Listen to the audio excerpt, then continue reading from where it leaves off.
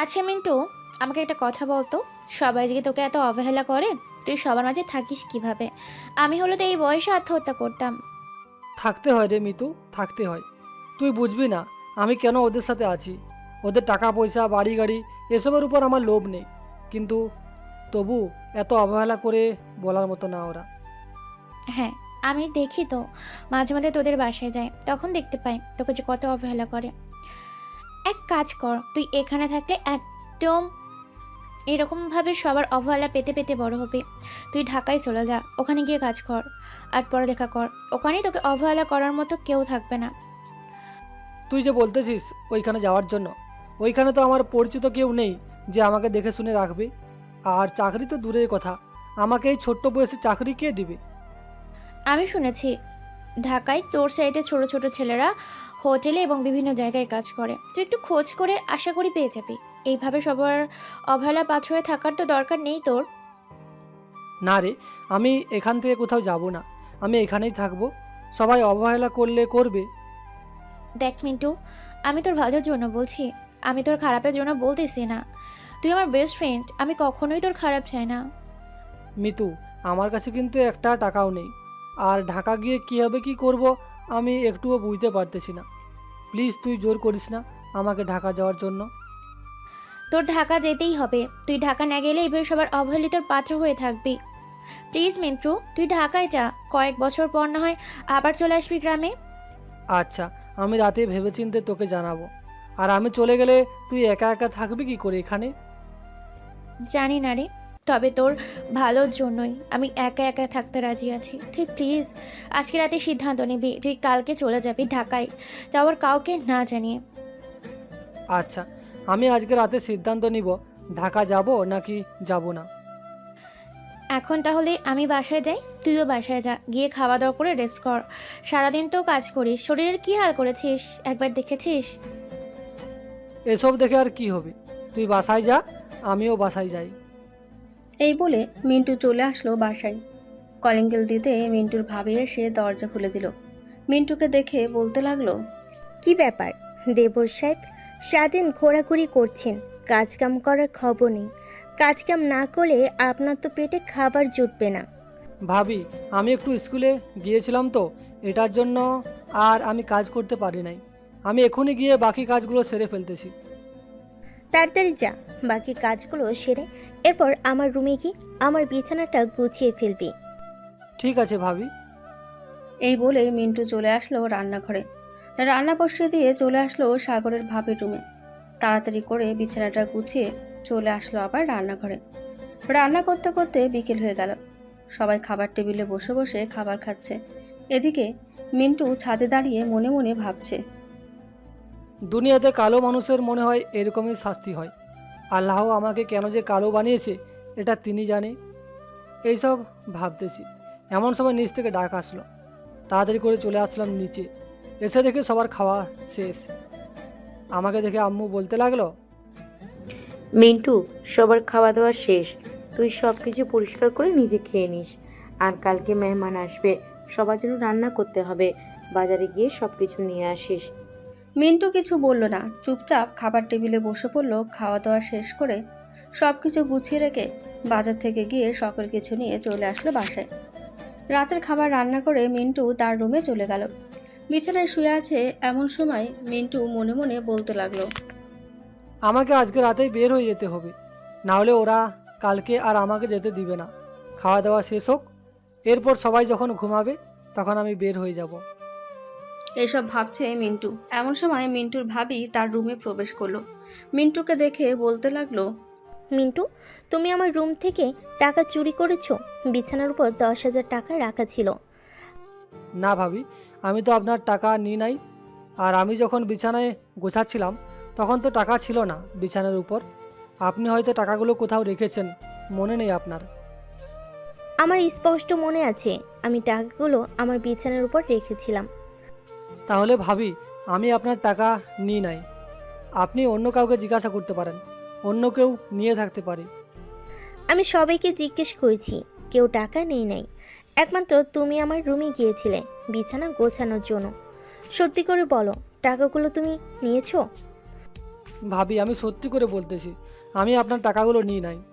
Please আমাকে বিশ্বাস করেন, আমি আপনার টাকাগুলো নিই নাই। তোকে বিশ্বাস করব কি করে? তুই তো মিথ্যা কথা বলতেছিস। দাঁড়া, তোর ভাই আসুক, তোর ভাইয়ের কাছে বিচার দিব। এই বয়সে তুই টাকা চুরি করে শিখে গিয়েছিস, তাই না? এই বলে মিন্টুর ভাবি চলে গেল নিচে। রাতে সবাই খাবার টেবিলে বসে আছে। এমন সময় মিন্টুর ভাবি মিন্টুর ভাইকে উদ্দেশ্য করে বলতে লাগলো, মিরাজ, তোমার ভাই আমাদের রুম থেকে টাকা চুরি করেছে, 10,000। বিছানার উপর টাকাগুলো রাখা ছিল, একমাত্র সে ছাড়া আর কেউ রুমে যায়নি। মিন্টু টাকাগুলো চুরি করে নেই, টাকাগুলো আমি নিয়েছি আমার দরকারে। আর সব কিছু যাচাই বাছাই করে এরপর মানুষকে দোষারোপ করবে।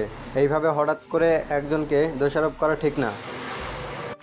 মিন্টু তার ভাইয়ের মুখে এরকম কথা শুনে খুব খুশি হলো, কারণ এই বাড়িতে একমাত্র তার ভাই ছাড়া অন্য কেউ মিন্টুকে সাপোর্ট করে না। খাওয়া দাওয়া শেষ করে সবাই সবার রুমে চলে গেল। এদিকে মিন্টু সকল কিছু গুছিয়ে খাওয়া দাওয়া করে রুমে এসে ব্যাগপত্র গুছিয়ে চলে আসলো ছাদে। মিন্টুদের বাসা 2 তলা, বাড়ির সাথে একটা বড় নারকেল গাছ আছে, ওইটা দিয়ে মিন্টু নিচে নেমে গেল। আস্তে আস্তে করে মেন গেট দিয়ে চলে আসলো বাড়ির বাইরে। একবার বাড়িটার দিকে ভালোভাবে তাকিয়ে দেখে নিল, আর মনে মনে বলতে লাগলো, চলে যাচ্ছি এই বাড়ি ছেড়ে, জানি না আবারও কবে এই বাড়িতে আসবো। আল্লাহ যদি আমাকে বাঁচিয়ে রাখে, ইনশাল্লাহ একদিন না একদিন ফিরে আসবো এই বাড়িতে। এই বলে মিন্টু হাঁটা দিল মিতুদের বাড়ির উদ্দেশ্যে। বেশ কিছুক্ষণ হাঁটাহাঁটির করে মিন্টু চলে গেল মিতুদের বাড়িতে। আস্তে আস্তে করে মিন্টু মিতুর জানালার কাছে এসে মিতুকে আস্তে আস্তে ডাকতে লাগলো, মিতু, এই মিতু, জানালাটা খোল, আমি মিন্টু। এত রাতে মিন্টুর গলার শব্দ পেয়ে মিতু জানালাটা খুলতেই দেখতে পেল মিন্টু দাঁড়িয়ে আছে। মিন্টুকে দেখে মিতু আস্তে আস্তে বলতে লাগলো, কিরে মিন্টু, তুই এত রাতে এখানে? আর ব্যাগপত্র নিয়ে কোথায় যাচ্ছিস? আমি ঢাকা চলে যাইতেছি। মিতু, দোয়া করিস আমার জন্য, যাতে ওইখানে গিয়ে ভালোভাবে থাকতে পারি। আচ্ছা তুই দাঁড়া এখানে, আমি বাইরে আসছি। এই বলে মিতু চলে আসলো বাইরে। মিন্টুর হাতে 2,000 টাকা ধরিয়ে দিয়ে মিন্টুকে জড়িয়ে ধরে বলতে লাগলো, এই টাকাটা নিয়ে তুই চলে যা, আমার কাছে আর টাকা নেই, থাকলে দিয়ে দিতাম। আর ভালো থাকিস, খাওয়া দাওয়া করিস প্রতিদিন। হ্যাঁ, তুইও খাওয়া দাওয়া করিস প্রতিদিন। চলে যেতেছি, জানি না আবার কবে দেখা হবে, দোয়া করিস আমার জন্য। এই বলে মিন্টু মিতুদের বাড়ি থেকে বের হয়ে হাঁটা দিল স্টেশনের উদ্দেশ্যে। দীর্ঘ 35 মিনিট হাঁটার পর মিন্টু চলে আসলো স্টেশনে। এসে দেখে কোনো মানুষ নেই, শুধু স্টেশন মাস্টার ছাড়া। মিন্টুকে দেখে স্টেশন মাস্টার বলতে লাগলো, এই ছেলে, তুমি এত রাতে এখানে কি করো? স্যার, আমি ঢাকা যাব, তাই এখন চলে এসেছি। এত রাতে তো কোনো গাড়িও পাবে না সকাল ছাড়া। সকাল 6টায় একটা ট্রেন আছে, ওটা দিয়ে চলে যেতে পারবে তুমি।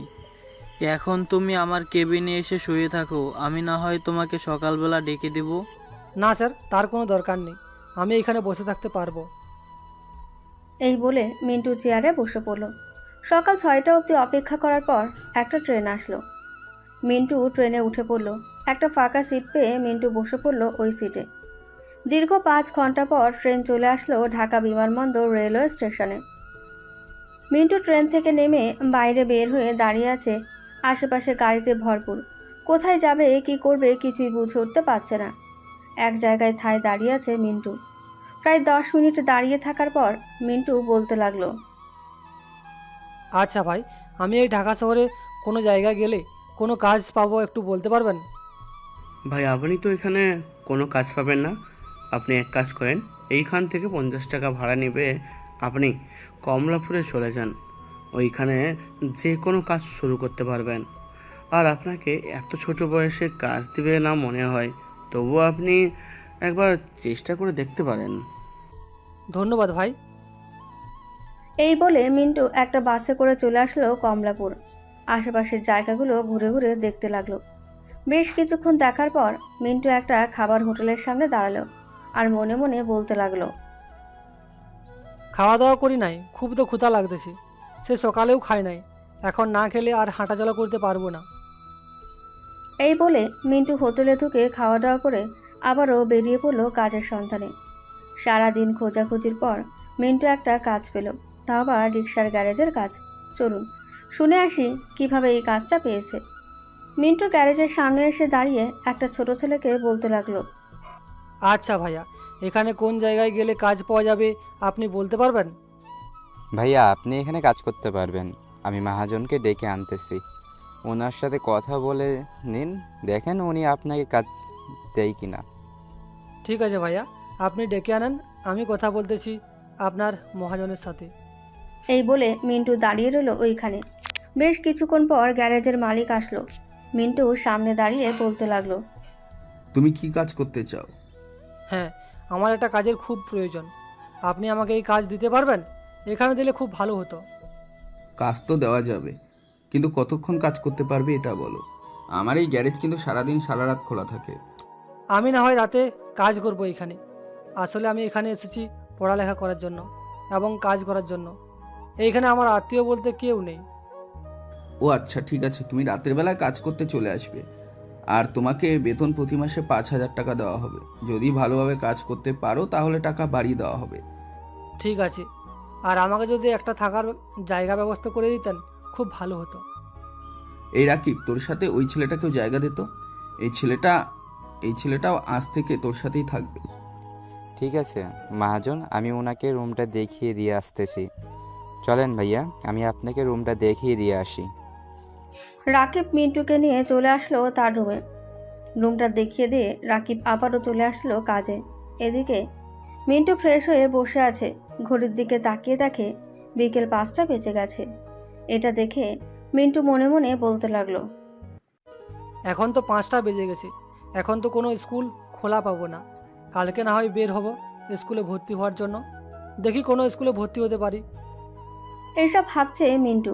দেখতে দেখতে রাত হয়ে আসলো। রাত 8টা। এমন সময় রাকিব আসলো। মিন্টুকে উদ্দেশ্য করে বলতে লাগলো।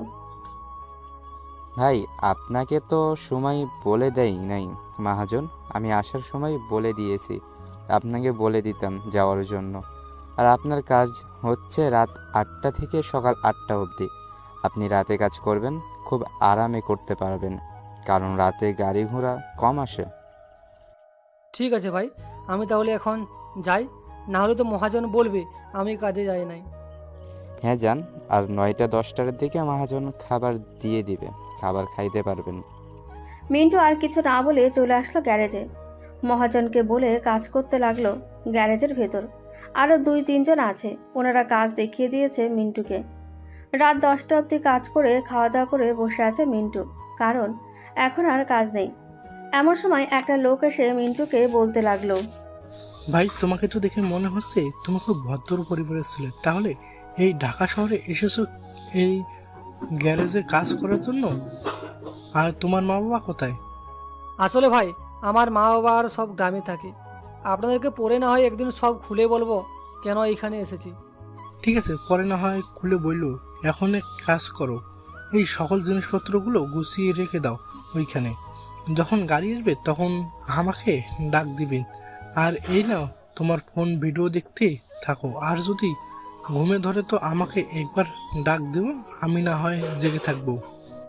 না ভাই, ফোনের দরকার নেই, আমি এমনিতে জেগে থাকতে পারি রাতের বেলা। আপনি গিয়ে ঘুমিয়ে থাকেন, যদি গাড়ি আসে তখন নয় আমি ডেকে দিব আপনাকে। এই বলে শরীফ চলে গেল ঘুমানোর জন্য। এদিকে মিন্টু চেয়ারে বসে বসে আকাশের দিকে তাকিয়ে ভাবছে। হে আল্লাহ, বাড়ির কি অবস্থা আমি তো জানি না। সারাটা দিন বাড়িতে ছিলাম না, হয়তো তারা না খেয়েছিল। দোয়া করি তারা যাতে নিজের ভুলটা বুঝতে পারে এবং নিজে নিজে কাজ করে খেতে পারে। এসব ভাবছে মিন্টু। চলুন এখন না হয় মিন্টুর বাড়ির অবস্থা দেখে আসি, ওরা কি করছে। মিন্টু রাতে চলে যাওয়ার পর সকালে সবাই ঘুম থেকে উঠে দেখে রান্না করা হয়নি। এটা দেখে মিন্টুর ভাবি চলে আসলো মিন্টুর রুমে। এসে দেখে মিন্টুর রুম পুরোই ফাঁকা। এটা দেখে মিন্টুর ভাবি সবাইকে ডাকতে লাগলো। কে কোথায় আছো? দেখে যাও, মিন্টু বাড়ি থেকে চলে গেছে মনে হয়। একটা আপদ বিদায় হয়েছে। খুব ভালো হয়েছে, এই ছেলেটা চলে গেছে। ওর জন্য আমাদের সব সময় অসুবিধাতে পড়তে হয়। এখন আমরা সুখে শান্তিতে বসবাস করতে পারবো। কিন্তু আম্মু, আমি তো রান্না করতে পারি না। আর আপনিও তো প্রায় অনেক বছর ধরে রান্না করেন না। রান্না করে খাওয়াবে কি আমাদের? মিন্টু ভাবির মুখে এমন কথা শুনে হঠাৎ পেছন থেকে মিরাজ বলে উঠল, এখন কেন তোমরা রান্না করে আমাদেরকে খাওয়াবে? মিন্টুকে যেহেতু বাড়ি থেকে বের করে দিয়েছো তোমরা, তো এখন তোমরা আমাদেরকে রান্না করে খাওয়াবে। আর যদি খাওয়াতে না পারো তাহলে বাড়ি থেকে বের হয়ে যাও, তোমাদেরকে দরকার নেই। মিরাজ, তুমি এটা বলতে পারলে আমাদেরকে বাড়ি থেকে বের হয়ে যেতে? বললে তুমি? আমি এই বাড়িতে আসার পর থেকেই তো দেখছি মিন্টু রান্না করেছে। এটার জন্যই তো আমরা রান্না করি নাই কখনো।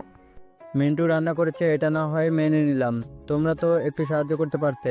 ছেলেটা সারাদিন স্কুলে পড়ালেখা করে বাসায় এসে আবার বাসার সারাদিন কাজ করে, তোমরা তো একবারও বললি না যে মিন্টুকে সাহায্য করি আমরা। ভেবে নিও না মিন্টু মারা যাবে, হয়তো সে তোমাদের কারণে চলে গেছে, আবারও কোনো না কোনো একদিন ফিরে আসবে। দোয়া করি আমার ছোট ভাইটার জন্য, যাতে সে যেখানেই থাকে ভালো থাকে। আমি এখন অফিসে গেলাম, রাতে বাসায় ফিরবো। আর রাতের খাবার যেন ভালো হয়, না হলে সবগুলোকে বাড়ি থেকে বের করে দিব। আব্বু চলো যাও যাক অফিসে। এই বলে মিরাজ আর তার আব্বু চলে আসলো অফিসে। এদিকে মিন্টুর ভাবি বলতে লাগলো, আমু চলেন, কিছু তো অন্তত রান্না করে খেতে হবে, ক্ষুধায় তো মরে যাইতেছি। হ্যাঁ চলো যাওয়া যাক, রান্না করে গিয়ে দেখি কি অবস্থা। আর আজকে তো মেহমান আসার কথা, তারাও তো চলে আসবে, কিন্তু কি রান্না করব বুঝতে পারছি না।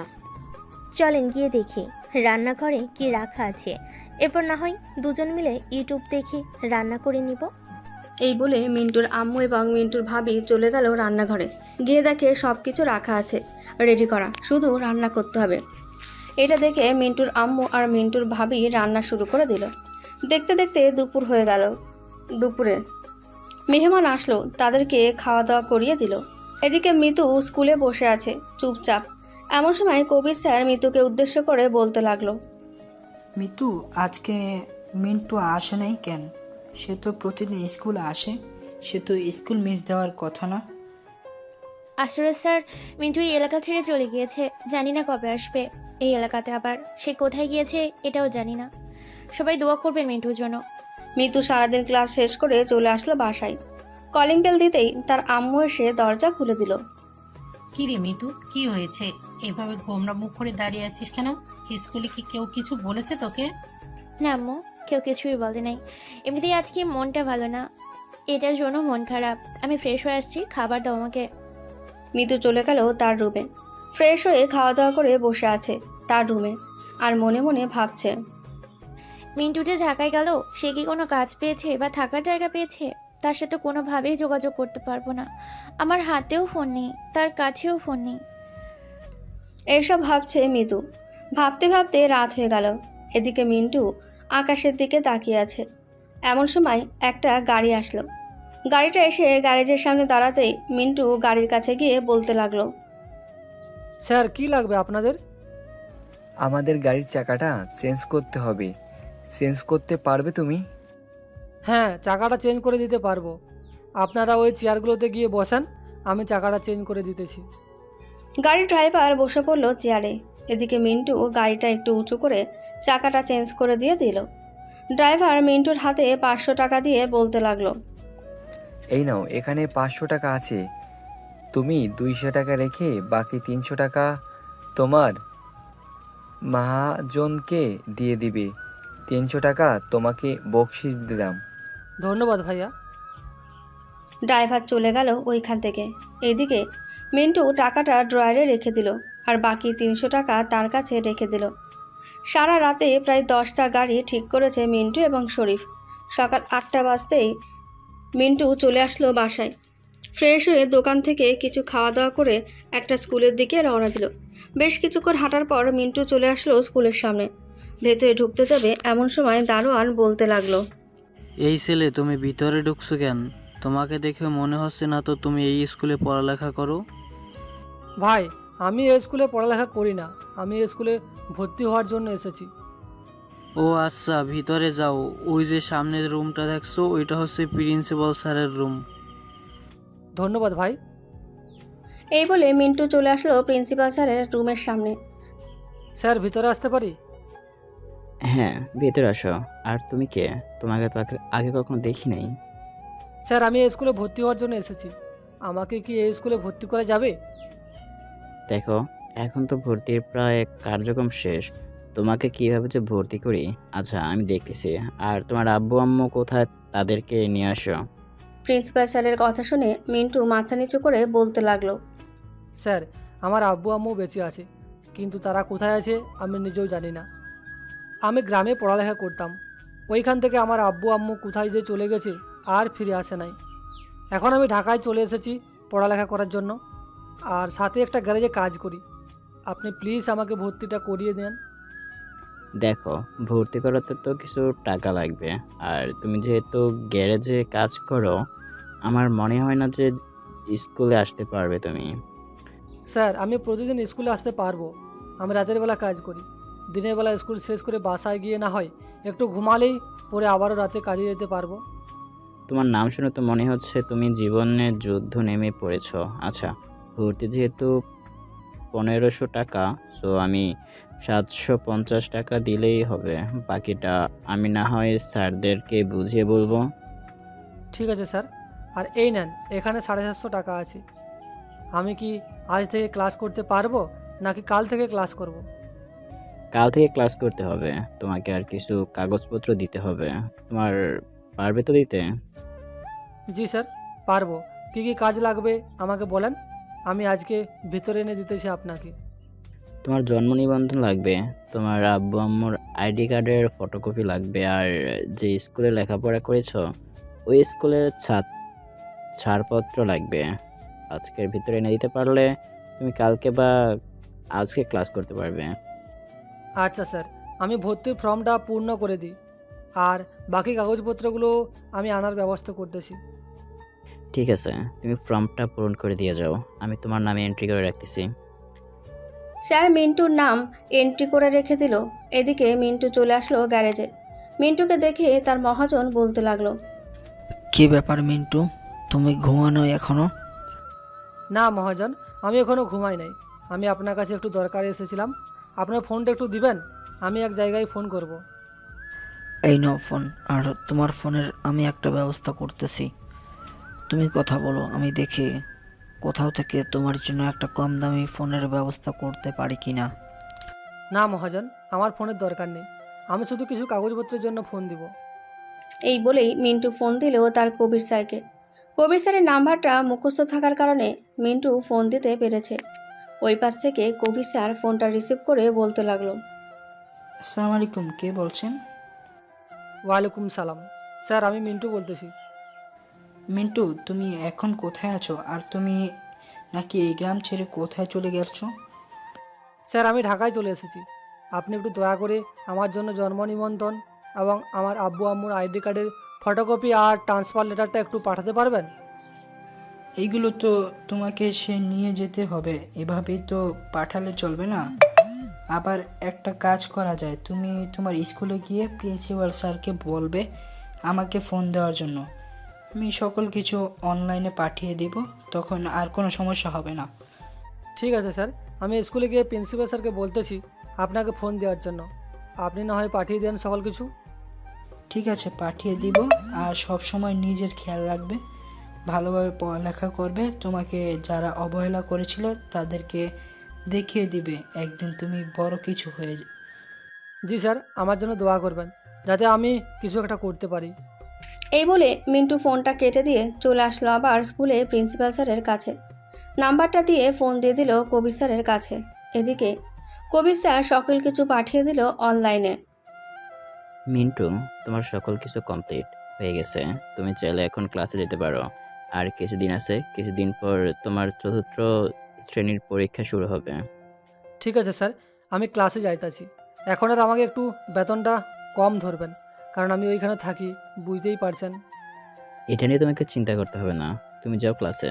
আমি তোমার বেতন একবারে সর্বোচ্চ কম ধরবো, প্রতি মাসে 100 টাকা করে ধরবো, যাতে তুমি 100 টাকা দিতে পারো। ধন্যবাদ স্যার আপনাকে। মিন্টু প্রিন্সিপাল স্যারকে ধন্যবাদ দিয়ে চলে গেল ক্লাসরুমের সামনে। মিন্টুকে দেখে ক্লাস টিচার বলতে লাগলো, এই ছেলে, তুমি কে? এখানে কি করো? স্যার, আমি এই স্কুলে ভর্তি হয়েছি নতুন আজকে। প্রিন্সিপাল স্যার আমাকে বলেছে ক্লাসে আসার জন্য। ও আচ্ছা, ভিতরে এসো। ঠিক আছে স্যার। মিন্টু সবার পেছনে গিয়ে বসে পড়ল। বেশ কিছুক্ষণ পর স্যার মিন্টুকে সবার সাথে পরিচয় করিয়ে দিল। মিন্টু সারাদিন ক্লাস শেষ করে চলে আসলো বাসায়। ফ্রেশ হয়ে খাওয়া দাওয়া করে মিন্টু ঘুমিয়ে গেল। সন্ধ্যা 7টা, রাকিবের ডাকে ঘুম ভাঙল মিন্টুর। ঘুম থেকে উঠে ফ্রেশ হয়ে বসে আছে মিন্টু। এমন সময় রাকিব বলতে লাগলো, মিন্টু তুমি কি বাড়ি থেকে পালিয়ে এসেছো? তোমাকে দেখে তো মনে হচ্ছে এরকমই, কারণ তোমার আব্বু আম্মুর থাকার পরেও তুমি বাড়ি থেকে চলে এসেছো। রাকিব, তোমাকে আমি একদিন সব কিছু খুলে বলবো, আমার সাথে কি কি হইতো এবং সবাই আমাকে কি কি করতো। এখন আমি কাজে চলে যাই, 8টা বেজে গেছি। ঠিক আছে, যাও তাহলে, আর সাবধানে কাজ করবে। মিন্টু চলে আসলো গ্যারেজে। প্রতিদিনকার মতন কাজ করতে লাগলো মিন্টু। দেখতে দেখতে কেটে গেল 1 মাস। মিন্টুর পড়ালেখা আর কাজ খুব ভালোভাবেই চলছে। রাতে মিন্টু কাজ করছে। এমন সময় মিন্টুর মহাজন এসে বলতে লাগলো, মিন্টু, এই নাও 6,000 টাকা, তোমাকে 1,000 টাকা বাড়িয়ে দিলাম। ওই 1,000 টাকা দিয়ে তুমি স্কুলের খরচ দেবে, আর বাকি 5,000 টাকা তোমার কাছে রেখে দেবে নানানভাবে খরচ করার জন্য। ধন্যবাদ মহাজন, আপনি খুবই ভালো। মহাজন আরও কিছুক্ষণ কথা বলে চলে গেল বাসায়। পরের দিন সকালে মিন্টু চলে আসলো স্কুলে। স্কুলের বেতন দিয়ে ক্লাসরুমে বসে আছে। এমন সময় একটা মেয়ে এসে বলতে লাগলো, তোমার নাম তো মিন্টু, তাই না? তুমি 1 মাস হয়েছে এই স্কুলে ভর্তি হয়েছো। হ্যাঁ, আমি 1 মাস হয়েছে এই স্কুলে ভর্তি হয়েছি। আচ্ছা, আমরা কি ফ্রেন্ড হতে পারি, যদি তোমার আপত্তি না থাকে? আসলে আমি একটু কালো তো, এর জন্য আমার সাথে কেউ বন্ধুত্ব করে না। অবশ্যই আমরা ফ্রেন্ড হতে পারি, আর আমিও তো কালো, আজ থেকে আমরা ফ্রেন্ড। ঠিক আছে, আমি কি তোমার পাশে বসে ক্লাস করতে পারি? যদি কিছু মনে না করো। স্যার তো কিছু বলে না, সবাই তো সবার ফ্রেন্ডের পাশে বসে ক্লাস করে। ঠিক আছে, বসতে পারো, কোনো সমস্যা নেই। মিন্টু আর মায়া ক্লাস করতে লাগলো। বেশ কিছুক্ষণ ক্লাস করার পর টিফিন দিয়ে দিল। মিন্টু একা একা বসে আছে। এমন সময় মায়া মিন্টুকে একটা চিপস দিয়ে বলতে লাগলো, এই নাও, এই টিপসটা খেয়ে নাও, তোমার জন্য কিনে এনেছি। আরে, আমার জন্য টাকা খরচ করতে গেলে কেন? আমার কাছে তো টাকা ছিল, আমি কিনে খেতে পারতাম। খাও তো, এটা আমি তোমাকে দিলাম, তুমি না হয় অন্য একদিন আমাকে অন্য কিছু খাইয়ে দেবে। মিন্টু চিপস নিয়ে খেতে লাগলো। টিফিন শেষ হতেই মিন্টু চলে গেল আবারও ক্লাসে। বিকেল 4টে অবধি ক্লাস শেষ করে চলে আসলো বাসায়। ফ্রেশ হয়ে বিছানায় শুয়ে পড়তেই ঘুম চলে আসলো। সন্ধ্যায় রাকিবের ডাকে ঘুম ভাঙলো মিন্টুর। ঘুম থেকে উঠে ফ্রেশ হয়ে চলে আসলো গ্যারেজে। এইভাবেই কাজ করতে করতে কেটে গেল 6টি বছর। মিন্টুর আজকে এসএসসি পরীক্ষা। সবার কাছ থেকে দোয়া নিয়ে মিন্টু চলে গেল পরীক্ষার হলে। গিয়ে দেখে পরীক্ষা শুরু হয়ে গেছে। মিন্টু তাড়াতাড়ি করে ভেতরে চলে গেল। তার সিট নাম্বার খুঁজে বসে পড়ল মিন্টু। সিট একেবারে মায়ার পাশে পড়েছে। মিন্টু প্রশ্নটা হাতে নিয়ে দেখে সবগুলো তার কমন এসেছে। মায়ার দিকে তাকাতেই দেখতে পেল মায়া মিন্টুর দিকে তাকিয়ে আছে। মিন্টু ইশারা করে বলল, কি হয়েছে? মায়া বলতে লাগলো, আমি কিছুই পারি না, যা পড়ে এসেছি কোনো কিছুই কমন আসে না। আচ্ছা, আমি এমনভাবে বসতেছি, তুমি আমার কাছ থেকে উঁকি দিয়ে লেখা শুরু করো, স্যার যাতে দেখতে না পায় আমার সব কিছু কমন এসেছে। ঠিক আছে, তুমি লেখা শুরু করো তাড়াতাড়ি। মিন্টু লিখতে লাগলো তাড়াতাড়ি। এদিকে মায়া বারবার উকি দিয়ে দিয়ে মিন্টুর কাছ থেকে লিখতে লাগলো। প্রায় 3 ঘন্টা পর মিন্টু এবং মায়ের পরীক্ষা শেষ হয়ে গেল। দুজন বাইরে চলে আসলো। মায়া মিন্টুকে উদ্দেশ্য করে বলতে লাগলো, ধন্যবাদ মিন্টু, আজকে যদি তুমি না থাকতে তাহলে আমি এই পরীক্ষায় পাশ করতে পারতাম না। কালকে তো পরীক্ষা নেই, এর পরের দিন পরীক্ষা।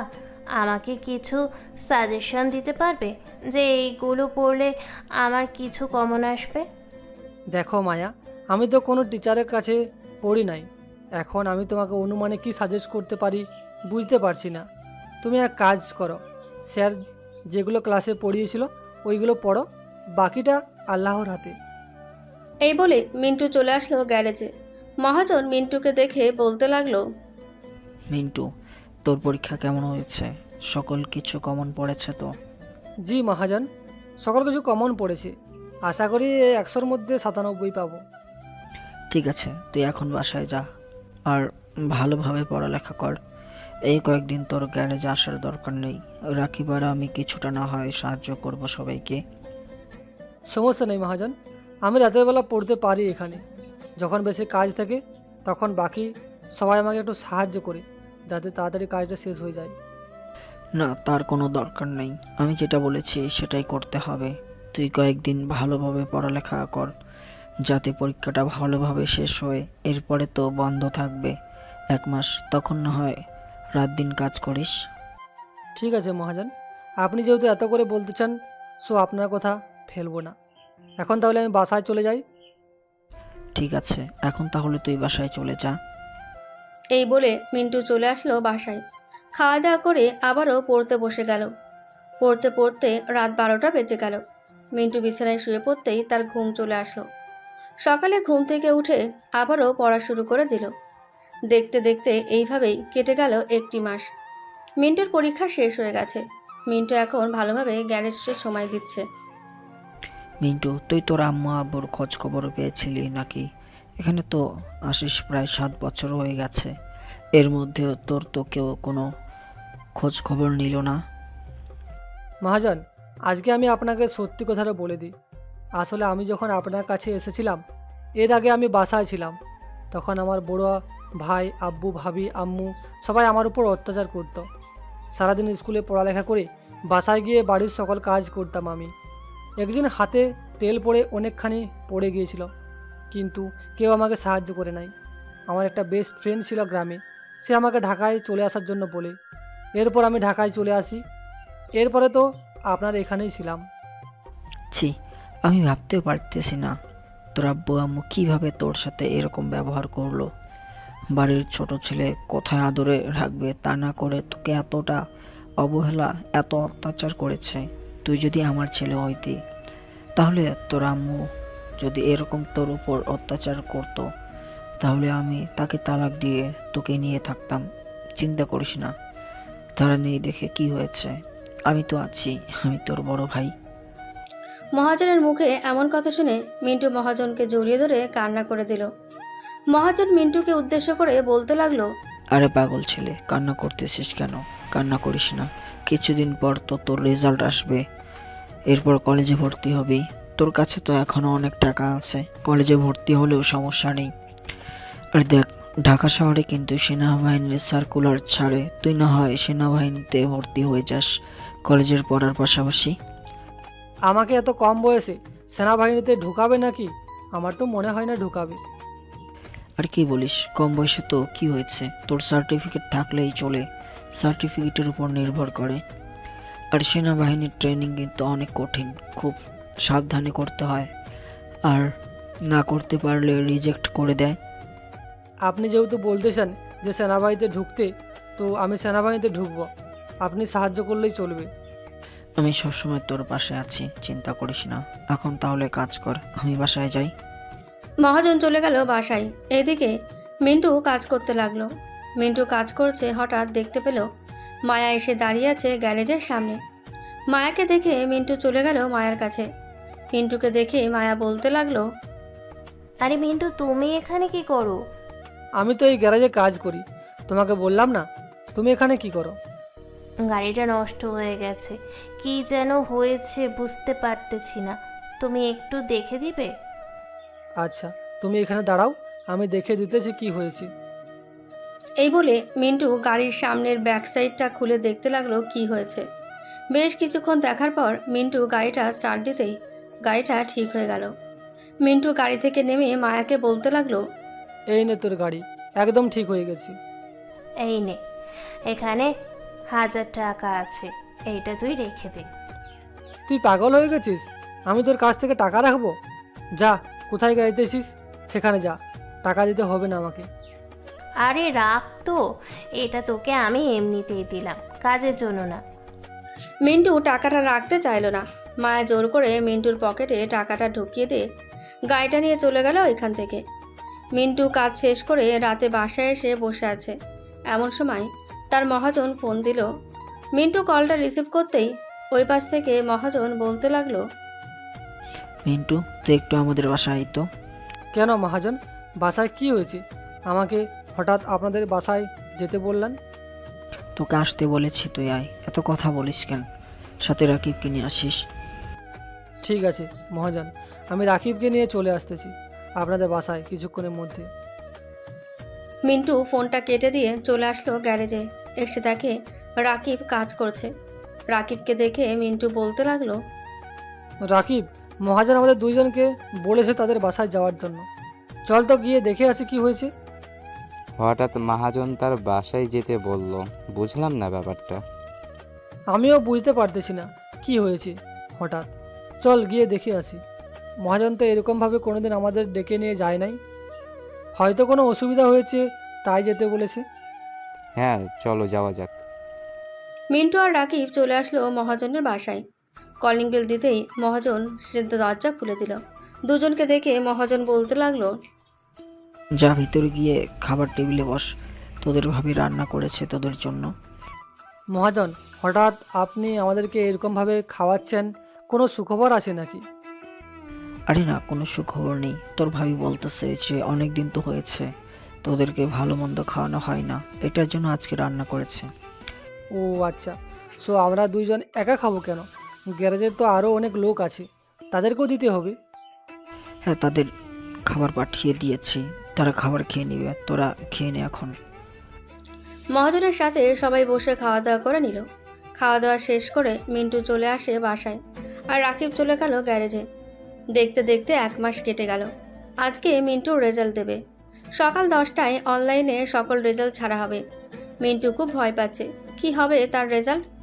মিন্টুকে ভয় পেতে দেখে মহাজন বলতে লাগলো, আরে মিন্টু, ভয় পাস না, দেখবি খুব ভালো ভালো ফল আসবে। সকাল 10টা বাজতেই সকল রেজাল্ট অনলাইনে দিয়ে দেওয়া হলো। মিন্টু তার রেজাল্ট চেক করে জোরে চিৎকার করে উঠল। মিন্টুর এমন চিৎকার শুনে সবাই দৌড়ে চলে আসলো মিন্টুর কাছে, আর বলতে লাগলো, কি রে মিন্টু, তুই এইভাবে চিৎকার করলি কেন? মহাজন, আমি গোল্ডেনে A+ পেয়েছি। আমাদের এই কলেজের মধ্যে আমি সবচাইতে বেশি নাম্বার পেয়েছি, এই দেখেন। সবাই খুশি হয়ে গেল মিন্টুর রেজাল্ট দেখে। মহাজন মিন্টুকে উদ্দেশ্য করে বলতে লাগলো, মিন্টু তুই এখান থাক, আমি আসতেছি সবার জন্য মিষ্টি নিয়ে। এত বড় একটা সুখবর পেয়েছি, সবাইকে মিষ্টি খাওয়াবো না তো কি করে হয়। মহাজন চলে গেল মিষ্টির দোকানে। 10 কেজি মিষ্টি এনে দোকানে 5 কেজি মিষ্টি রেখে আর বাকি 5 কেজি বাসায় দিয়ে আসলো, যাতে আশেপাশের মানুষকে দিতে পারে, আর যারা গাড়ি ঠিক করতে আসবে তাদেরকে দিতে পারে। অনেক তো মিন্টুর গল্প শুনলেন, এখন চলেন দেখে আসি মিন্টুর বাড়ির কি অবস্থা আর মিতুর কি অবস্থা। মিতু তার রুমে বসে আছে রেজাল্টের অপেক্ষায়। অনলাইনে ঢুকে তার রেজিস্ট্রেশনের নাম্বার সার্চ করতেই দেখতে পেল মিতু গোল্ডেন A+ পেয়েছে। এটা দেখে মিতু চলে আসলো তার আব্বুর কাছে, আর বলতে লাগলো, আব্বু, আমি পরীক্ষায় গোল্ডেন A+ পেয়েছি, এই দেখো আমার রেজাল্ট। কি বলিস মা, তুই গোল্ডেন A+ পেয়েছিস? দাঁড়া, আজকে আমি পুরো গ্রামে মিষ্টি খাওয়াবো সবাইকে।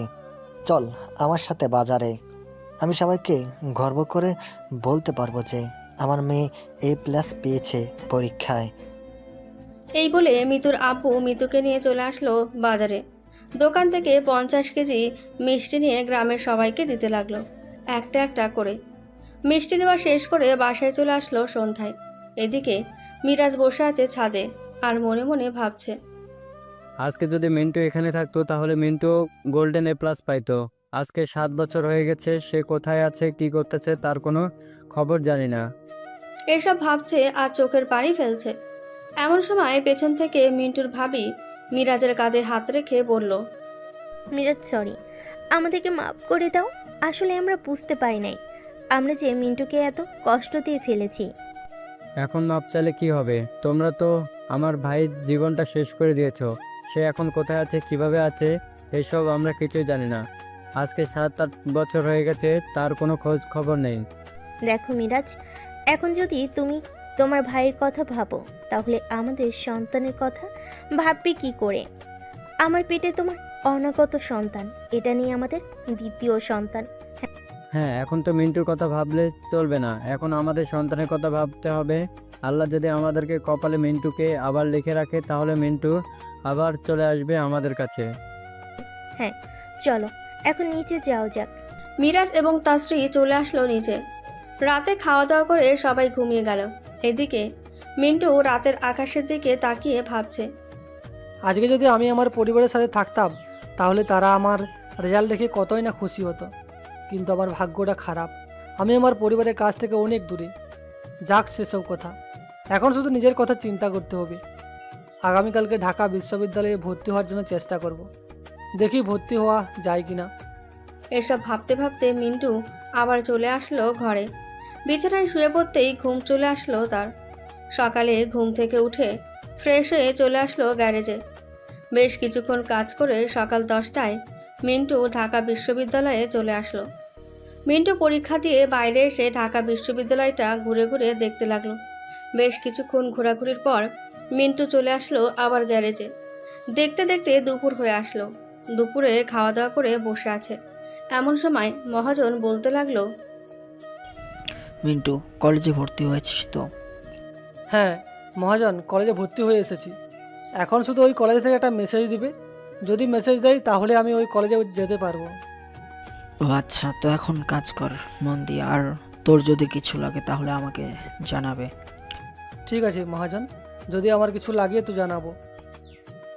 এই বলে মহাজন চলে গেল তার বাড়িতে। দেখতে দেখতে কেটে গেল 1 সপ্তাহ, কিন্তু কোনো মেসেজ আসলো না। মিন্টু টেনশনে পড়ে গেল। তার কি ওই কলেজে ভর্তি হওয়া কনফার্ম হবে নাকি হবে না? রাত প্রায় 12টা। হঠাৎ মিন্টুর ফোনে একটা মেসেজ আসলো। মিন্টু পকেট থেকে ফোনটা বের করে মেসেজটা দেখে খুশি হয়ে গেল, কারণ কলেজ থেকে মেসেজ এসেছে।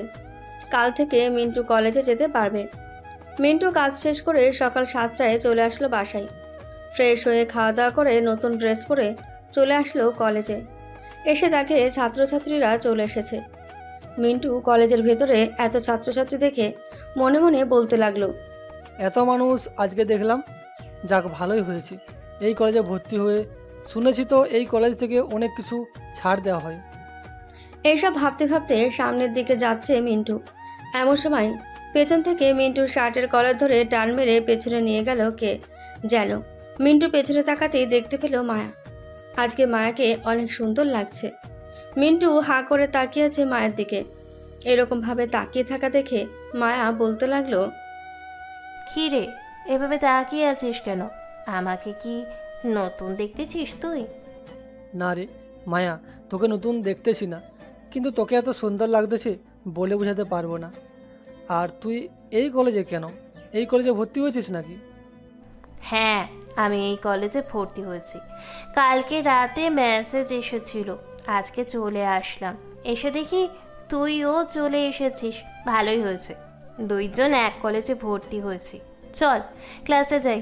এখন আজকে তো মনে হয় ক্লাস হবে না, নতুন তো, তাই সবাই সবার সাথে পরিচয় হবে। হ্যাঁ, এটা ঠিক বলেছিস। চল ক্লাসে গিয়ে দেখি, ক্লাস হলে হবে, না হলে নাই। আমরা কিছুক্ষণ ঘোরাঘুরি করি, চলে যাব। হ্যাঁ চল, যাওয়া যাক। মিন্টু আর মায়া চলে আসলো ক্লাসরুমে। এসে দেখে সকল ছাত্রছাত্রীরা বসে আছে। মিন্টু আর মায়া পেছনের বেঞ্চে গিয়ে বসে পড়ল। বেশ কিছুক্ষণ পর টিচার আসলো। সবার সাথে পরিচয় হয়ে কলেজ সম্পর্কে কিছু ধারণা দিল, যে কলেজে কী কী করা যাবে কী কী করা যাবে না।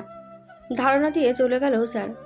প্রায় 1 ঘন্টা হয়ে গেল, কিন্তু এখনও স্যার আসছে না দেখে মায়া আর মিন্টু চলে আসলো বাইরে।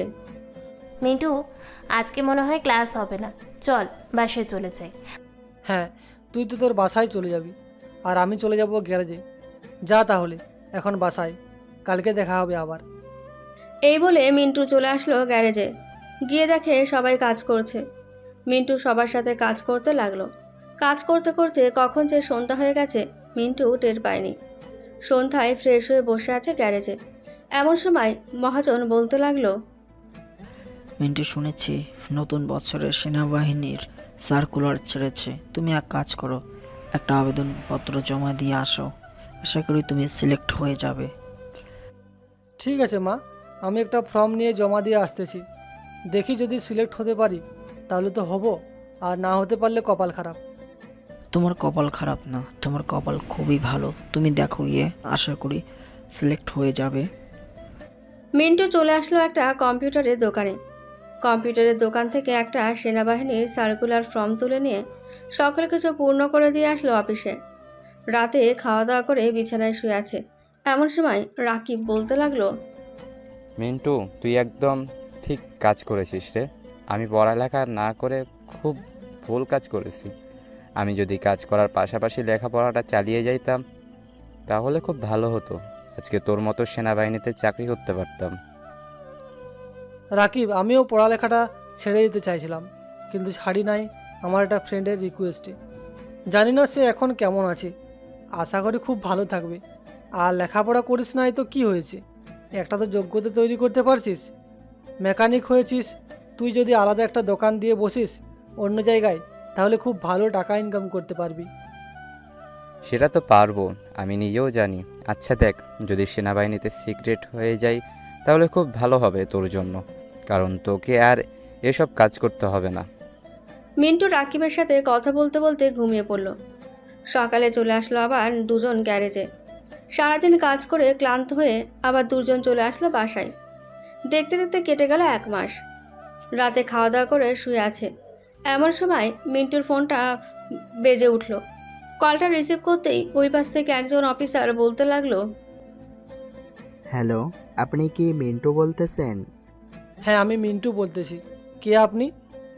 আমি সেনাবাহিনীর অফিস থেকে ফোন দিয়েছি। আপনি কালকে আপনার ব্যাগপত্র নিয়ে চলে আসবেন ট্রেনিং দেওয়ার জন্য। আপনাকে সিলেক্ট করা হয়েছে। ঠিক আছে স্যার, আমি কালকে চলে আসবো সকাল 10টায়। আচ্ছা, এখন তাহলে রাখলাম। আপনি কালকে সকালে তাড়াতাড়ি চলে আসবেন। এই বলে অফিসার ফোনটা রেখে দিতেই মিন্টু রাকিবকে জানিয়ে দিল কালকে সে চলে যাবে সেনাবাহিনীর অফিসে। বাকি সবাইকে ফোন দিয়ে জানিয়ে দিল। সারা রাত মিন্টু আর ঘুমোতে পারল না, কারণ এখন যে তার আনন্দের দিন। সকালে সবার কাছ থেকে বিদায় নিয়ে চলে আসলো সেনাবাহিনীর অফিসে। মিন্টু ভেতরে প্রবেশ করতেই দেখতে পেল প্রায় 2 শতাধিক মানুষ। মিন্টু তাদের সাথে গিয়ে দাঁড়িয়ে পড়তেই অফিসার এসে বলতে লাগলো, সবাই ট্রেনিং শুরু করা হবে একটু পর। সবাই রেডি থাকো, আর যারা যারা দুর্বল আছো তারা আগে থেকেই চলে যাও। সেনাবাহিনীর ট্রেনিং কিন্তু অনেক কঠিন। মিন্টু চুপচাপ শুনতে লাগলো তাদের কথাগুলো। বেশ কিছুক্ষণ পর ট্রেনিং শুরু হয়ে গেল। কড়া রোদের মধ্যে 1600 কিলোমিটার দৌড়। মিন্টু কিছুক্ষণ দৌড়ে হাঁপিয়ে গেল। সবাই হাঁপাচ্ছে। মিন্টু আস্তে আস্তে করে দৌড়াতে লাগলো। দৌড়াতে দৌড়াতে প্রায় 1600 মিটার দৌড় কমপ্লিট করলো। মিন্টু তৃতীয় হয়েছে। এখন তোমরা খুবই ক্লান্ত।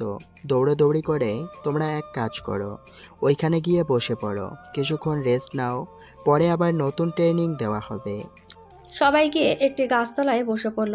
এইদিকে মিন্টু হাঁপাচ্ছে খুব, কারণ জীবনের প্রথম এত দূর দৌড়াদৌড়ি করেছে।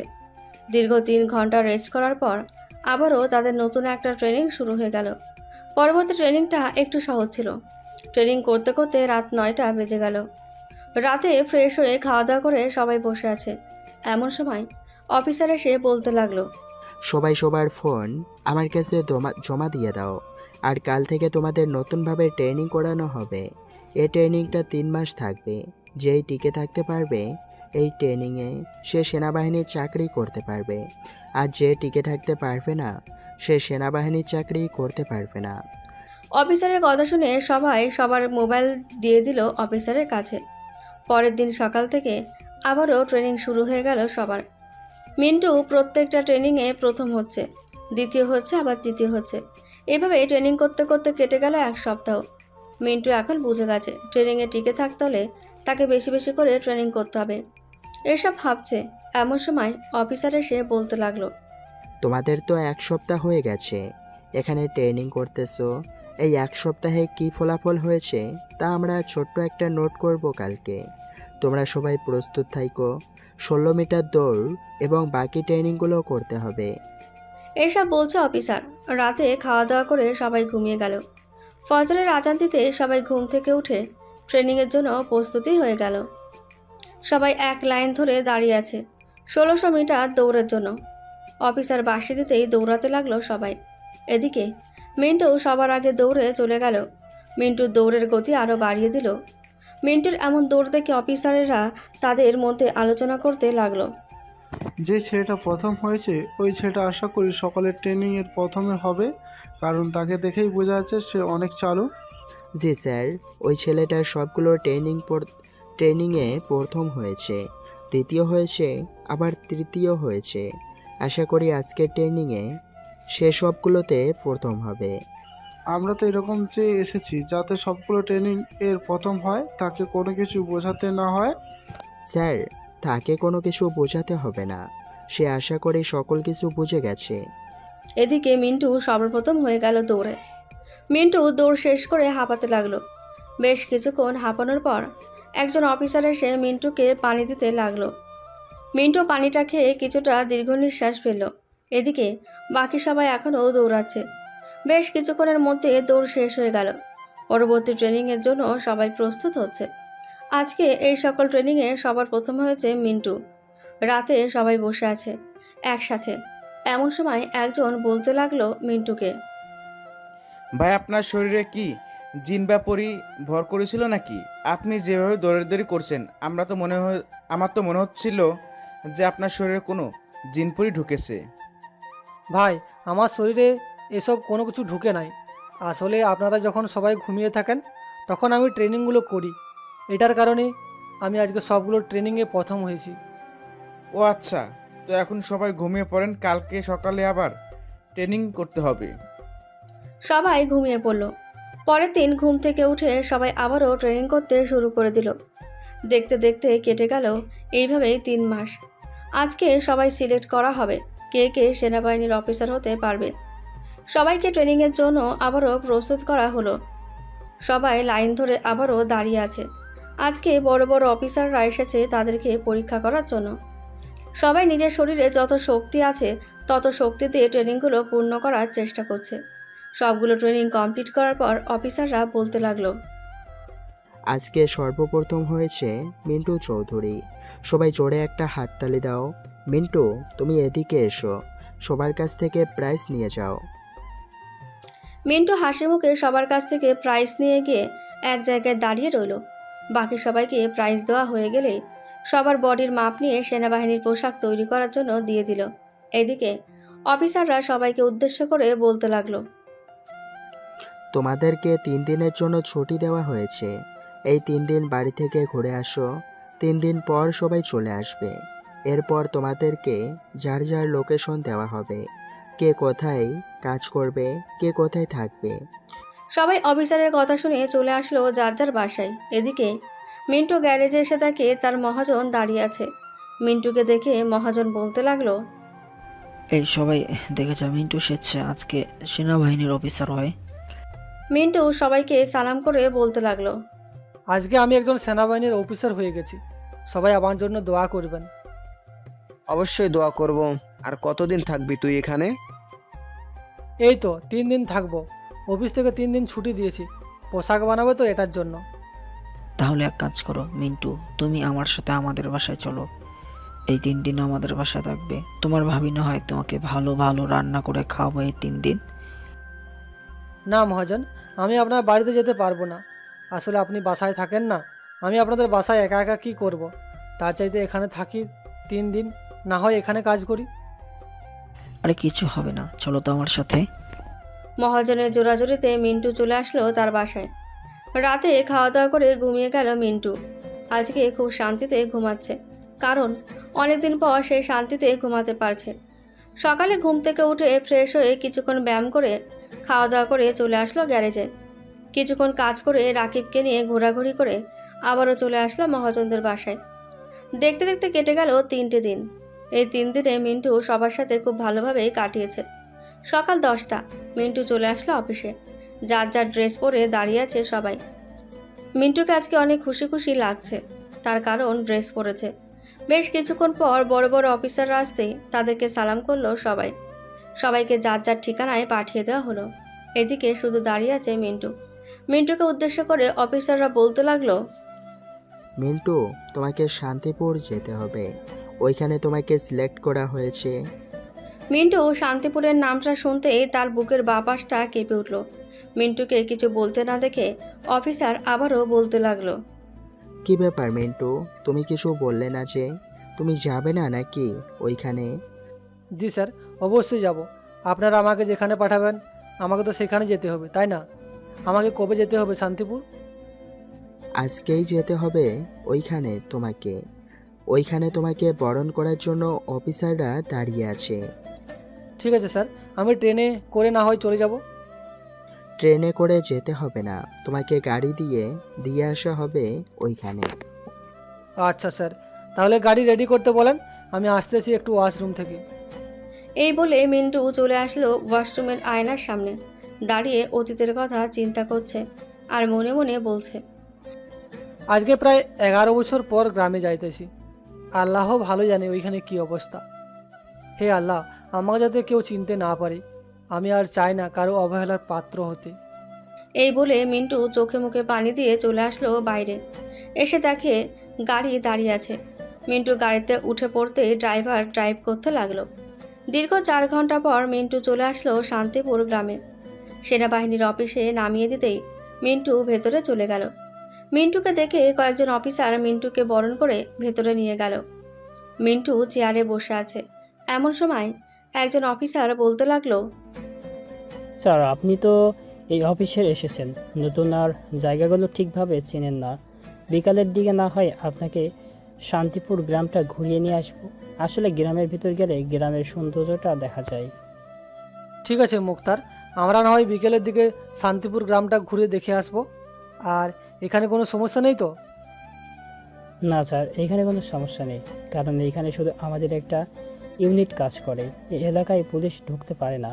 যদি কোনো সমস্যা হয় তাহলে আমরা ওই সমস্যাটা সমাধান করে দিই। ও আচ্ছা আচ্ছা, আমি এখন রেস্ট করব। একটু বিকেলের দিকে না হয় আমরা সবাই ঘুরতে যাব। এই বলে মিন্টু চলে আসলো কোয়ার্টারে। তার রুমে গিয়ে ফ্রেশ হয়ে বিছানায় শুয়ে মনে মনে চিন্তা করতে লাগলো। যাক, অবশেষে তো গ্রামে চলে এসেছি। যে করেই হোক মিতুর সাথে যোগাযোগ করতে হবে। আমার একমাত্র বেস্ট ফ্রেন্ড সে। তার জন্য আমি আজকে এতদূর আসতে পেরেছি। জানি না তার বিয়ে হয়ে গেছে নাকি, এখনও হয় নাই। আশা করি হয় নাই, কারণ সে বলেছে ডাক্তার হবে। এইসব চিন্তা করতে করতে মিন্টু ঘুমিয়ে গেল। বিকালে ঘুম ভাঙলো মুক্তারের ডাকে। ঘুম থেকে উঠে মিন্টু চলে আসলো নিচে। ফ্রেশ হয়ে ড্রেস পরে চলে আসলো শান্তিপুর গ্রামের ভিতরে। হেঁটে হেঁটে সব কিছু দেখছে। বেশ কিছু দূর হাঁটার পর মিন্টু চলে আসলো মুক্তাদের বাড়ির সামনে। এসে দেখে বাড়িটা অনেক সুন্দরভাবে সাজিয়েছে, মনে হচ্ছে কারো বিয়ে। বাড়িটা দেখে মিন্টু মুক্তারকে উদ্দেশ্য করে বলতে লাগলো, আচ্ছা মুক্তার, এই বাড়িতে কি বিয়ে? স্যার, আমি তো সঠিক বলতে পারতেছি না, কিন্তু গেট এবং বাড়ির ভিতরটা দেখে তো মনে হচ্ছে এই বাড়িতে কারোর বিয়ে হবে। কেন স্যার, আপনি বিয়ে খাবেন নাকি? আমাকে কি দাওয়াত দিয়েছে যে আমি বিয়ে খাবো? আসলে গ্রামের বিয়ে তো অনেক সুন্দর হয়, এটার জন্য জিজ্ঞাসা করলাম। আচ্ছা তুমি এখানে দাঁড়াও, আমি ভিতর থেকে আসতেছি জিজ্ঞাসা করে কার বিয়ে। ঠিক আছে স্যার, আপনি ভিতরে যান, আমি দোকানে বসে 1 কাপ চা খেয়ে নিই। মিন্টু চলে আসলো বাড়ির ভেতরে। বাড়ির ভিতরে এসে সেনাবাহিনী থেকে সবাই অবাক হয়ে গেল। মিতুর আব্বু মিন্টুর কাছে এসে বলতে লাগলো, স্যার কি হয়েছে, হঠাৎ আপনি আমাদের বাসায় এসেছেন? তেমন কিছু হয় নাই, আমি এই শান্তিপুর গ্রামে নতুন এসেছি তো, তাই ঘুরে ঘুরে দেখছিলাম। হঠাৎ আপনার বাসায় বিয়ের অনুষ্ঠান দেখে ঢুকে পড়লাম। গ্রামের বিয়ে তো অনেক সুন্দর হয়, তাই আর কি দেখতে আসলাম। ও আচ্ছা, কে কোথায় আছিস? স্যারকে একটা চেয়ার এনে দে। স্যার আপনি বসেন, আমি আপনার জন্য হালকা পাতলা খাবারের ব্যবস্থা করতেছি। খাবারের ব্যবস্থা করতে হবে না, বিয়েটা কি আপনার মেয়ের বিয়ে? হ্যাঁ স্যার, আমার মেয়ের বিয়ে। আপনার মেয়েকে একটু ডাক দেন তো, আমি আপনার মেয়ের সাথে একটু কথা বলবো। মা মিতু, বাইরে আয় একটু, তোর সাথে একজন অফিসার কথা বলবে। মিতু বাইরে আসতে দেখতে পেল মিন্টু বসে আছে। মিন্টুর চেহারা অনেক পরিবর্তন হয়েছে। আজ প্রায় 11 বছর পর এই গ্রামে এসেছে, তাই মিতু মিন্টুকে চিনতে পারেনি। মিতু মিন্টুর সামনে এসে দাঁড়িয়ে বলতে লাগলো, স্যার কিছু বলবেন আমাকে? আপনারা একটু বাড়ির ভিতরে যাবেন, আমি আপনার মেয়ের সাথে আলাদাভাবে কথা বলতে চাই। স্যার কোনো সমস্যা হবে না তো? আপনি আবার আমার মেয়ের বিয়ে ভেঙে দিবেন না তো? আরে না, আপনি নিশ্চিন্তে থাকতে পারেন, আমি আপনার মেয়ের বিয়ে ভেঙে দিব না। জাস্ট ওর সাথে 5-6 মিনিট কথা বলবো। সবাই চলে গেল বাড়ির ভিতরে। এদিকে মিন্টু আবারও মিতুকে উদ্দেশ্য করে বলতে লাগলো, মিতু কেমন আছিস? আমাকে চিনতে পারছিস? আমি ভালো আছি। আর আপনাকে তো চিনতে পারি নাই। আপনি কে? আপনার পরিচয়টা একটু দিবেন? ভালো করে মনে করে দেখ তো, 11 বছর আগের কথা। আমাকে ভুলে গেছিস এত সহজে? মিন্টু, তুই এসেছিস আমার বিয়েতে, তাও আবার সেনাবাহিনী হয়ে? মিতুর এমন জোরে চিৎকার শুনে বাড়ির সবাই বাইরে এসে দেখে মিতু মিন্টুকে জড়িয়ে ধরে আছে। কেউ বুঝতে পারছে না এখানে কি হয়েছে। বেশ কিছুক্ষণ পর মিতু মিন্টুকে ছেড়ে দিয়ে তার আব্বুকে উদ্দেশ্য করে বলতে লাগলো, আপু, তুমি মিন্টুকে চিনতে পারছো? মিরাজ ভাইয়ের ছোট ভাই, এটা সেই মিন্টু যে 11 বছর আগেই গ্রাম ছেড়ে চলে গিয়েছিল। আজকে সে 11 বছর পর আবার ফিরে এসেছে একজন সেনাবাহিনীর অফিসার হয়ে। বাবা, তুমি আবার এত বছর পর এই গ্রামে ফিরে এসেছো? আমরা তো ভাবতেই পারি নাই তুমি আবার ফিরে আসবে। এই কে কোথায় আছিস? মিরাজকে খবর দে, এমন তার পরিবারকে বল এখানে আসার জন্য। মিন্টু বসে রইল চেয়ারে, মিতুর সাথে কথা বলছে। বেশ কিছুক্ষণ পর মিরাজ দৌড়ে চলে আসলো মিতুদের বাসায়। এসে মিতুকে উদ্দেশ্য করে বলতে লাগলো, মিন্টু আমার ভাই কোথায়? আমার সেই ছোট্ট ভাই কোথায়? আমার মিন্টু কোথায়? ভাই একটু শান্ত হন, এটাই হচ্ছে আপনার ছোট ভাই মিন্টু। মিরাজ মিন্টুকে দেখে জড়িয়ে ধরল। বেশ কিছুক্ষণ জড়িয়ে ধরার পর ছেড়ে দিয়ে মিরাজ বলতে লাগলো, ভাই, আমরা তো ভেবেছিলাম তুমি কোনোদিন আমাদের কাছে ফিরে আসবি না। আল্লাহর অসীম রহমতে তুই আবার ফিরে এসেছিস। চল বাসায় যাই, সবাই তোর জন্য অপেক্ষা করতেছে।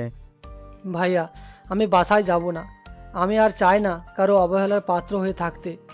আমি 11 বছর পর ফিরে এসেছি, জাস্ট স্যারদের কথাই এখানে। ভাই, সবাই সবার ভুল বুঝতে পেরেছে। তুই আমার সাথে চল, দেখবি সবাই তোকে আবার আপন করে নেবে। মিন্টু মিরাজের সাথে চলে আসলো বাসায়। এসে দেখে সবাই বসে আছে। মিরাজের সাথে মিন্টুকে দেখে সবাই অবাক হয়ে গেল, কারণ মিন্টু অনেক বড় হয়ে গেছে। সেই ছোট মিন্টুটা এখন আর আগের মতো নেই। মিন্টু সবার সামনে গিয়ে দাঁড়াতে সবাই মিন্টুর পা জড়িয়ে ধরল আর বলতে লাগলো, মিন্টু, আমাকে মাফ করে দাও।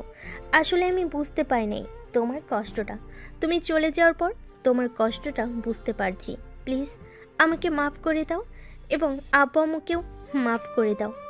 মিন্টু কিছুক্ষণ চুপ করে থেকে সবাইকে উদ্দেশ্য করে বলতে লাগলো, ঠিক আছে, আমি সবাইকে মাফ করে দিলাম। এখন আমি চলে যাব অফিসে, আপনারা থাকেন তাহলে। প্লিজ ভাই, আজকে অন্তত তুই থেকে যা। অনেকদিন পর এসেছিস, তোর জন্য সবাই না হয় ভালো মন্দ কিছু রান্না করুক। হ্যাঁ মিন্টু, তুমি এখানে বসো, আমরা সবাই তোমার জন্য রান্না করতেছি ভালো ভালো। মিন্টু বসে পড়ল সোফায়। বেশ কিছুক্ষণ কথা বলার পর মিন্টুর বড় ভাই মিরাজ বলতে লাগলো, মিন্টু, তুই তো অনেক বড় হয়ে গেছিস, এখন চাকরিও করিস। যেহেতু মিতুর বিয়ে হয়ে যাইতেছে, মিতু নাকি তোর জন্য একটা মেয়ে দেখেছিল, তার সাথে নাকি তোর বিয়ে দিবে বলল। তুই বিয়ে করবি ওই মেয়েটাকে? ভাইয়া, যে মেয়েটার জন্য আমার জীবনটা এতটুকু পরিবর্তন হয়েছে, তার কথা যদি অন্য মেয়েকে বিয়ে করি, সো আশা করি সুখে থাকবো। তোমরা মৃত্যুর সাথে কথা বলে ওই মেয়েটার পরিবারের সাথে কথা বলো, আর আমার বিয়ের দিন তারিখ ঠিক করো। আচ্ছা, তাহলে তুই বাসায় থাক, আমি কথা বলে আসতেছি। যেহেতু আর 2 দিন পর বিয়ে, সো কথা বলে নেই সবার সাথে। এই বলে মিরাজ চলে আসলো মিতুদের বাসায়। মিতুর সাথে কথা বলে ওই মেয়েটার বাসায় গিয়ে তার পরিবারের সাথে কথা বলে নিল। 2 দিন পর বিয়ে ফাইনাল হয়ে গেল মিন্টুর। রাতে মিন্টু বসে আছে মিতুর সাথে। এমন সময় মিতু বলতে লাগলো, মিন্টু, মেয়েটাকে যদি একবার দেখে নিতি তাহলে খুব ভালো হতো। আমার পছন্দ, তোর আবার নাও হতে পারে পছন্দ। তুই যদি আমাকে কালো একটা মেয়ের সাথে বিয়ে করিয়ে দিস, তবুও আমি বিয়ে করব। কারণ তুই যদি ওই দিন আমাকে না বলতি ঢাকায় যাওয়ার জন্য, তাহলে আমি আজকে সেনাবাহিনীর অফিসার হতে পারতাম না। তোর জন্য আজকে আমি এত বড় সেনাবাহিনীর অফিসার হতে পেরেছি। সো তুই যে মেয়েকে পছন্দ করেছিস, আমি ওই মেয়েকেই বিয়ে করব। মিন্টু কথা বলতে লাগলো। কথা বলতে বলতে রাত পার হয়ে সকাল হয়ে গেল। আজকে গায়ে হলুদ। মিন্টু আর মিতুর গায়ে হলুদ শেষ হয়ে গেল। দেখতে দেখতে এভাবেই কেটে গেল একটি দিন। আজকে মিন্টু এবং মিতুর বিয়ে, তা বা দুই জায়গায়। মিতু যাবে তার শ্বশুর বাড়িতে আর মিন্টু নিয়ে আসবে তার বউ। দুইজন দুইখানে চলে গেল।